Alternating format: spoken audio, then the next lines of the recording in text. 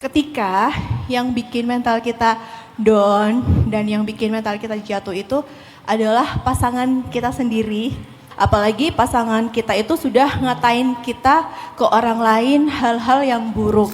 Assalamualaikum warahmatullahi wabarakatuh. Waalaikumsalam warahmatullahi wabarakatuh. Perkenalkan, nama saya Hyona, saya dari Tegal, Jawa Tengah. Hyona? Iya. Hyona?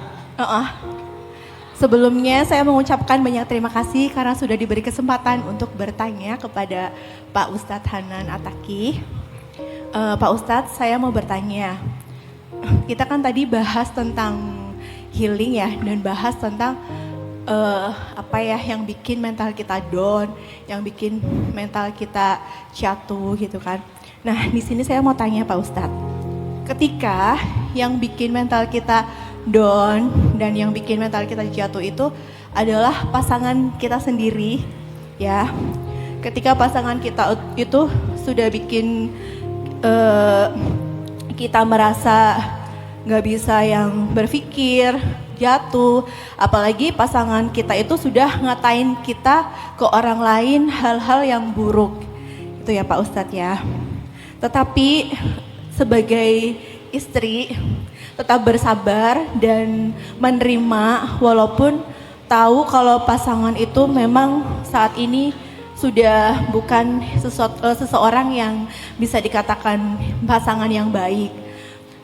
Dan orang-orang di sekitar saya itu malah menyarankan banyak yang untuk pisah aja atau mending cerai aja gitu kan. Tapi sebagai istri karena melihat pasangan yang seperti itu masih berharap bahwa pasangan akan berubah. Dan tadi yang seperti Pak Ustadz bilang, kalau sebagai istri tuh hanya berpikir semuanya diserahkan sama Allah aja. Biarlah Allah yang mengaturnya, biarlah Allah yang memberi hukuman, entah itu apa maupun apa. Kita sebagai istri hanya bisa berkewajiban melakukan kewajiban sebagai istri aja. Kalau menurut Pak Ustadz, saya sebagai istri yang seperti itu apakah normal? Karena kebanyakan di sekitar saya mengatakannya saya ini orang yang istilahnya tidak normal gitu. Gimana Pak Ustadz, menurut Pak Ustadz?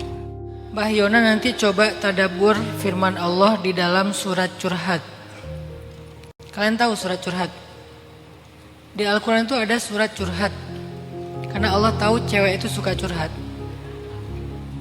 Namanya surat Al-Mujadalah atau Al-Mujadilah. Kalau kita baca Al-Mujadalah artinya curhat. Kalau kita baca Al-Mujadilah artinya perempuan yang curhat. Di dalam Al-Quran itu banyak banget surat-surat yang kayak lagi ngajarin cewek-cewek gitu ya. Karena emang Allah tahu perempuan ini unik, perempuan ini spesial, sehingga Allah banyak banget memberikan ayat-ayat tentang mereka. Salah satunya surat Al-Mujadalah atau Al-Mujadilah. Boleh dibaca A, boleh dibaca I. Mujadalah, Mujadilah. Surat ini dibuka dengan sebuah adegan dari seorang sahabiat yang bernama Khawlah bintu Sa'labah. Dan Khawlah bintu Sa'labah ini salah satu di antara perempuan ahli surga. Udah nenek-nenek, ternyata kenapa dia menjadi ahli surga? Kenapa sampai Allah turunkan satu surat tentang dia, saking istimewanya dia.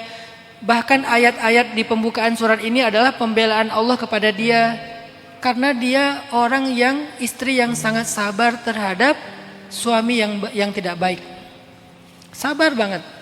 Suaminya suka ngata-ngatain dia, suaminya suka menghina dia, suaminya suka membuka-buka aibnya dia kepada orang lain. Dan ketika dia sudah tua, suaminya menceraikan dia dengan cara yang sangat kejam. Apa caranya? Dia menceraikan istrinya dengan kalimat zihar. Apa itu kalimat zihar?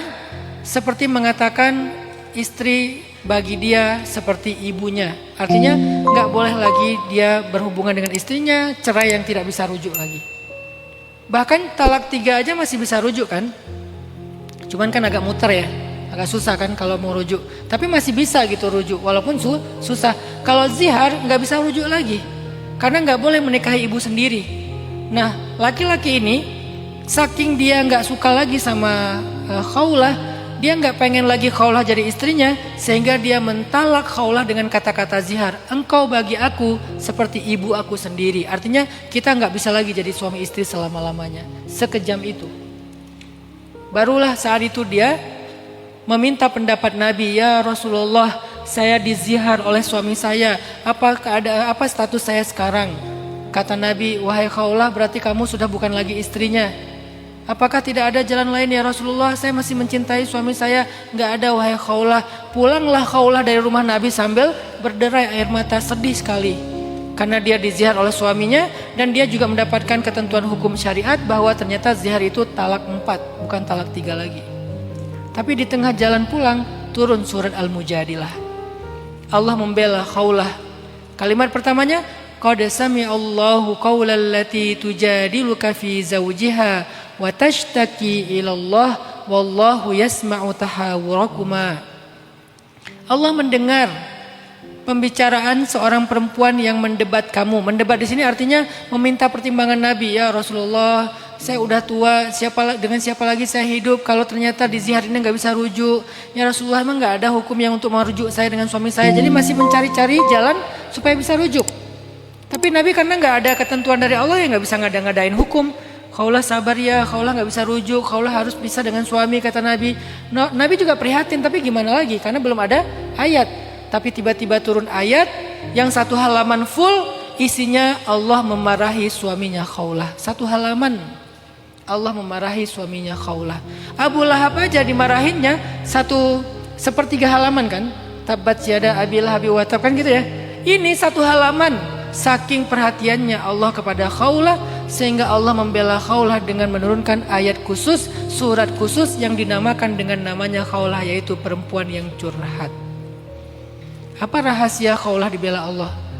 Ada di ayat pertama, wa tashtaki ilallah. Khawlah tidak pernah curhat kepada siapa-siapa selain Allah.